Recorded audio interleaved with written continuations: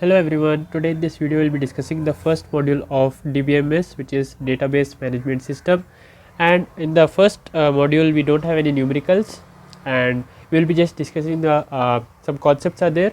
So it is mostly theory, so you can read by yourself, and if you just want an overview of the definitions, so you can watch this video. Okay, and seeing the overview of the topics, this is the first one, introduction to databases. Inside that we have introduction, characteristics, advantages, history. Okay, the next one is about the database languages and architecture, data models, schemas, three schema architecture, and database languages, and the database system environment. And the last one we have some concepts like the entities and relationship. Okay, so we will be discussing each of these, like mostly the things are only definitions, so I will be going through and very briefly. Okay, and before starting, if you like this video, hit the like button and don't forget to subscribe to my channel. Okay, alright, so let's get started. The first topic, which is introduction to databases. So these are the questions, you can go through it as we will go through the topics. These question solution also will be discussing. Okay, so let's get started. Basically from the first definition, which is what is a database. Okay, database is a collection of related data. Okay, data we have here, and if you collect the data and keep somewhere, that is known as database. Okay, this is database. And what is database management system, DBMS? That is nothing but it's a management system. Along with the database we have a management system. Okay, by using a software tool we will be managing the data. Okay, that is DBMS. It's a collection of programs enabling the users to create and maintain a database. Okay, and this is the simplified database environment. Here we have the users and the programmers who are accessing the application, and here is the DBMS software. It will retrieve the data and update the data from the databases. Okay, so this is the diagram of the database environment. Okay, for example, in the university we have different types of files like student, course, grade, section, and prerequisites. Okay, and inside the student what we can have is the name and phone number, age, and all. Okay, so these are the data which is stored here. For each student we will have the separate file. Okay, so this is just the format of the file. Okay, and the same way, for instance, if we take a student file, what I told is the same thing, name and student number, class, and major. Okay, so these are the rows. We have 2 rows here and 4 columns. Okay, so these are the data types, which is name, student number, class, and major. Here we will be filling the data, and this is a typical example of a student file. Okay, like that for the course will also be there, and for the grades and other things. Okay, so all of that will combine to form a database. Okay, alright, let's move on to the next one now. The characteristics of the database approach. See, before we only used to have a file approach, means all the data will be stored in a file. Why was that the need arised for having a database? So let's look at the plus points of database. Database is self-describing. Self-describing means here in file, what is the thing? The different student will have different files. So some student will have name, phone number, age, and the country. Other will have the name, class, and roll number and all. It will be very different. Okay, it's hard to maintain then. So in database we can't do that. In database only these things are constant. Okay, we can't edit this one. So inside this we'll add the rows, so it will be much more easier to make changes to the data. Okay, so this is the database. It's self-describing. Okay, and installation between the programs and data abstraction, that means the SQL queries which we use to update the data, and those things will not be visible to the users. Okay, support of multiple views. See, in file if we want some information, suppose that there is a student A. Okay, he has the name like something. Okay, and if we just want the name of this one, student A, so what we have to do is we have to fetch the whole file and see the name. Whereas in database we can write an SQL query to get the name of student A. So this only will be returned. Okay, this is another advantage. Okay, and sharing of data and multi-user processing. That means the same database is accessed among all the users. They can make the changes to the same data. We need not have multiple copies like files. Okay, so that is efficient in storage also, and more secure and reliable. Okay, these are some of the plus points of database. And who are the database users? They are mainly divided into 2 parts: the actors on the scene and workers behind the scene. In actors on the scene, what's the thing is, they actually who use the application, and those who design and develop, they are known as workers behind the scene. So let's see the categories in each of these. The first one is actors on the scene. Here we have the database administrator, database designer and end user. In database administrator, it's the one who oversees and manages, okay, he is the manager of the database. Database designer is the one who stores the data and organizes it. End user is the one who accesses the database for querying, updating and report generation. Coming to workers behind the scene, we have the system designers and implementers. Design and implement the DBMS modules and interfaces. So these are the ones who design and implement the DBMS modules. And tool developers develop some tools which will help in more efficient access of the data, okay. And the operators and maintenance are the ones who are responsible for actually running and maintaining the data, okay. And the advantages of DBMS approach, we already seen some, and here are some more, and you can just remember a few of them for exam purpose, okay. Controlling redundancy, okay, means what the thing is, if we have multiple copies of the file, we have to keep track of all the file changes, whereas if we have just one like database, we just have to make this secure, right. So it's controlling redundancy. Restricting unauthorized access, it will be password protected, okay. Providing persistent storage for program objects. See, this is a storage which is stored digitally, okay. So it's not stored in a paper or anything like that, okay. It's stored in a digital space. So this is persistent storage. Even if the computer goes off, still we will have the data with us, okay. It will not be erased. And providing storage structures and search techniques. Storage structures means how to store the data, for which type of data. There are many structures in which we can store the data efficiently, okay. That is provided by DBMS. And search techniques. If you want a particular row of some particular table, we can just get that one, okay. There is a query for it, so that's possible. So it's a efficient search technique, okay.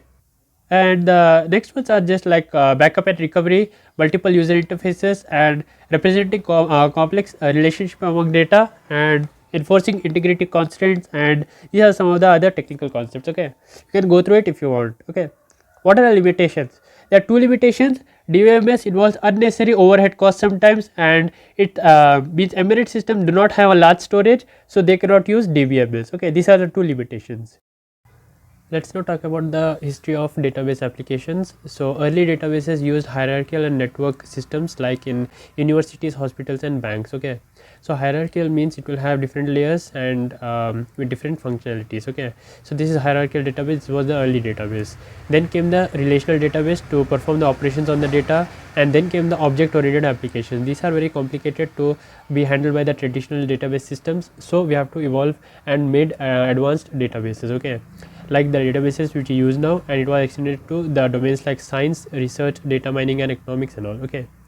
And what is the overview of the database languages and architecture? Let's see what is a data model. First of all, data model is just like, what is a model? Model, it represents what is the thing and what are the main features of it, okay. So a data model represents the main features of the database model. There are three types. The first one is high level, which represents the concept only. The next one is representational level, which has some technical concepts as well along with the concept level. And the third one is low level. Low level means only physical data, means the actual database, okay. So these are the three database levels. And database schema is nothing but a description of the database, okay. Like for example, student, what are the features it has? Name, student number, class and major. So this is the schema for the student.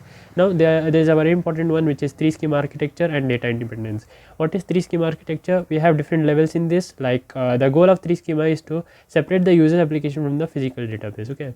So let's discuss the 3 levels. Internal level has all the physical features of it, like technical aspects, and the next one is conceptual level. It just describes what is the main thing behind it, means what is the main aim of the database. And the external level is what we see, okay. We means the users. Like for example, if you open in your phone the settings app, you will just see the settings, and the weather app will show you only the weather app, and the Instagram will show you the only Instagram feeds, okay. Like each user will get a separate view of the other than the other user, okay. So we can represent the database in any of these 3 levels based on what type of viewer you are, okay. And for example, see here, in external level we will be seeing the end users view, and in the conceptual level we will have the internal schema, and internal level, that's for the database experts. They will be directly doing the operations on the stored database, okay. So this is the 3 level schema architecture: external, conceptual and internal. This is very important from the exam point of view, okay. and the process of transforming the request and the research between the levels, the process of transforming the request and the results between the levels is called mappings. Okay, if you want to transform from one level to other level, that is known as mapping. Okay, what is data independence? Data independence means it's defined as the capability to change the schema of one level from the other level without affecting the other schemas. Okay, for example, if you want to change from the internal level to the conceptual level, what data you are trying to change, if it does not affect the other data, it's known as independent data. Okay, and what are the languages used?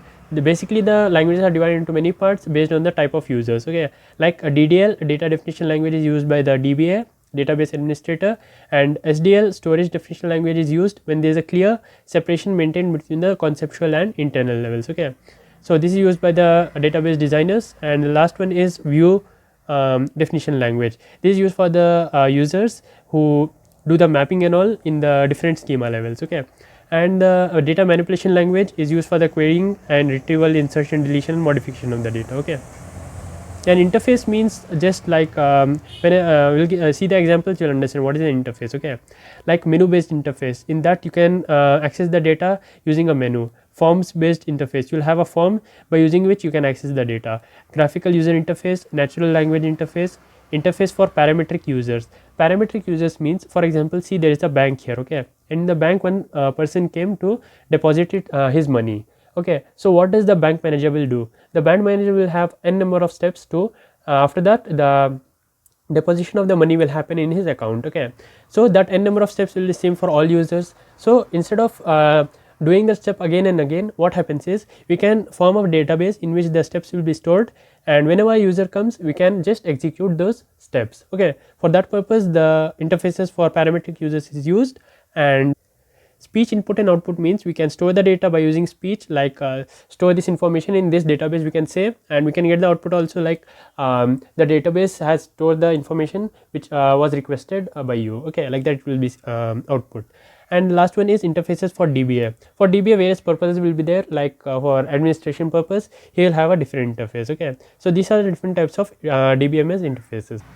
Coming to database system environment, this is a very important topic from the exam point of view. You have to draw this diagram in the exam. So let's see how we can remember this one. See here, mainly there are five things here: users, DBA, casual users, application program, and parametric links. In each of these, what the three levels are? First the statements will be there. Okay, and then the compilation thing will be there, and then the storing thing will be there. Okay, just the names are different but the levels are same. In that way if you go through once you will get to know what are the things. Okay, so basically we will get a statement here, it will be compiled and it will be stored. Retrieval also the same purpose, we will say a statement to retrieve, it will be compiled and the data will be retrieved. Okay, so let's look at some of the definitions which are used here. DDL compiler, it will compile and process the schema definitions. Interactive query, what it does is it's for casual users who use the informational database very in a occasional purpose, in occasional times, means not frequently. And query compiler is the one, query compiler validates the correctness of the query syntax. Okay, and it changes the command which we write in the SQL to the machine level language. Okay, and the query optimizer will rearrange the data and make it more efficient. And the precompiler will take the data from the DML commands and form an application program and send to the DML compiler. Before compilation purpose, precompiler will extract the data. Okay, host language compiler is used for the object codes from the DML commands. It does the transaction for the objects and the rest of the programs, and it sends to the runtime database. Okay, see here is the database and here are our commands. In between that there should be a compiler. For the object purpose this compiler is used. Okay, host language compiler. And what does runtime database process do? It will execute the privileged commands and the query plans, and then the transaction in the runtime parameters. Okay, there are two types of DBMS, centralized and client server. This is the centralized one. Here we have all the external devices connected, and here we have the centralized database server. Okay, here we will have application programs, terminal, display control, and text editor, and other things. Okay, so this is for the software. Coming to the hardware, we have the system bus here and all those things which I have mentioned up here. For the hardware, specific things related to hardware will be present here. Okay, this is the centralized database structure. Coming to client server architecture, we will have the clients at one side and other side will have the servers. Since there are two levels, it's called as two tier client server architecture. and the server handles the query and the transaction, whereas client handles the user interface programs and applications. In the same way, if you have the multiple levels for more finer processing, we'll have this is the client level and this is the server level, and the more number of levels we have here for the application, the more better that the more better and the efficient the process will perform. The next one is conceptual data modeling using entities and relationships. Entities are the objects and the relationships are the attributes. Okay, so two things we have. Yeah, it's divided in two parts. These are for the functions or the relationships. These are for the entities. Okay, here we have the data requirements and the conceptual design, and here we have the functions. Okay, this will be including the function analysis and the process, and here we will have the data storage. Okay, in the physical part. And this is how the database model for the high level concept design looks like. And the next one is entity types, entity sets, attributes and keys. What is entity? A thing in the real world with an independent existence, like student. Okay, student or course, those things are entities. Attributes are the things which is describe the entity, like student. The attributes are name, class, roll number, phone number and all. Okay, those are the attributes. What are types of attributes? Composite, which can be divided into multiple parts. Simple, which has only one part. Okay, it can't be divided further. Single valued and multi-valued. Single valued can be seen as an age. Age has only one value, like your age, like 15 or 16. And what is the multi-valued? Like course. What are the courses you have taken? English, maths, science. These are multiple values, right? So these are the multi-valued attributes. What is stored and derived? Stored is inbuilt the attributes, and derived is the derived attributes. Okay, and null values which has no value in it, and complex attributes is a combination of multiple attributes. Like for student, the attributes will be like which course he has taken, which university he is studying in, and other ones. Okay, so this is a complex attribute. Okay, just as we have the data types for the numbers, float values and the strings, same thing we have for the entities also. The type of entity denotes entity type. Okay, and the entity set means the same type of entities stored in a particular place is known as entity set. What are key attributes? These are the attributes which are the most important. Like for a human, the important one is the human's name and which country he is from and what is his age. Okay, that can be key attributes. Value set means the other attributes. Okay, like for example, age is 70. 70 is the value set. Okay, means the value, and what is the attribute? Age. Okay, coming to relationship types, relationship sets, roles and structural constraints. For example, employee works for a department. This is the relationship between the employee and the department. Works for is a relationship. Okay, so the role name is the role of the person, like an employee, head, manager, teacher or other specific role. Okay, and what's the structural constraint? It specifies the maximum number of relationships instances that an entity can participate in. Okay, like for example, 1:1 binary relation for manager can manage only one department. Okay, a relationship between manager and a department, it is 1:1, because one manager can handle only one department and one department can have only one manager, therefore it is 1:1. Okay, and they can be multiple to multiple also. Okay, that we will be discussing in the upcoming topics. Okay, coming to weak entity types, we have the entity type which does not have its own entity but is a combination of 2 or 3 different entities. Like for example, name, sex and birth of date. That's the 3 dependent values. Okay, that's not an entity of its own type but a combination of 3 types. Okay, and what is ER diagrams and naming convention and design issues? ER diagram is used for the representation of the organization. We'll look at an example which is important from exam point of view. So let's see how to make this diagram. In diagram, we'll have the symbols here and the meaning here, like this for the entity, weak entity, relationship, identifying relationship, attribute, key attribute, multi-valued attribute, composite attribute, derived attribute, total participation, cardinality ratio. This is 1:n. Okay, like for example, you can consider this relation as one university and multiple students, because a university can have multiple students. Okay, and structural constraints means min and max value. What is the minimum value of attribute and the maximum value of attribute? Okay, that is denoted by this figure. Now let's see an example which is asked in the exams. ER diagram for keeping the track of information about the bank database tracking. So firstly, you have to note down what are the features of a bank. In bank, we have a customer. Banks are identified by a name, code, address of the main office. Bank have branches. Banks are identified by a branch number name, number, branch name and address. Okay, branches are identified by these 3 factors. Customers are identified by the name, customer ID and phone number, and customer can have one or more account. Okay. So after knowing the what are the features of the bank, we can have the diagram here. See here how to make this diagram. First note down the important things in the bank. It starts from here. Bank has the name, code and address, and what it has, bank has n number of branches. So therefore I have written here n, and has, bank has n number of branches, and the branch has ID, name and the address, and there are 2 things here. Bank offers the loans and the branch maintains the account. Okay, in account also you will have the same thing, and the loan also will have the same thing, and that is connected with the customer. Okay, and the customer data will be written here. Okay, in this way you have to make the diagram after noting down the features, and after that you have to define each of these features and the relationships. Now let's see how to do that. ER diagram of a bank has the entities: bank entity, customer entity, branch entity and account entity. Here we will have the bank name, customer name and the attributes of the branch like address and all, and account entity for the account type, account number and all. Okay, that you have to note down in the under the topic entities and their attributes. Okay, after that you have to write down the relationships. One bank can have multiple branches, but one branch cannot have multiple banks. Okay, that you have to mention here. And branch maintain accounts. One branch can have multiple accounts, but one account cannot have multiple branches. Okay, and branch offers loans and account held by the customers. So it's not necessary that one customer will have only one account.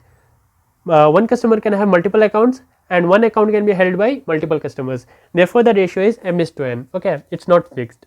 And loan availed by the customer, because one customer can have multiple loans and the loan can be availed by multiple customers. Therefore it is m:n ratio. In that way you have to describe the relationships after describing what are the entities, and firstly you have to make the diagram. Okay, coming to specialization and generalization, I'll explain you with a simple example. See here, the set of subclasses secretary, engineer and technician are the specialization of the main class employee. Okay, from the employee we have specializations such as secretary, engineer and technician. Okay, that is specialization. Generalization is the reverse process, which is car and truck can be generalized as vehicles. Okay, this is all what was there in this module. Thanks for watching and see you in the next one.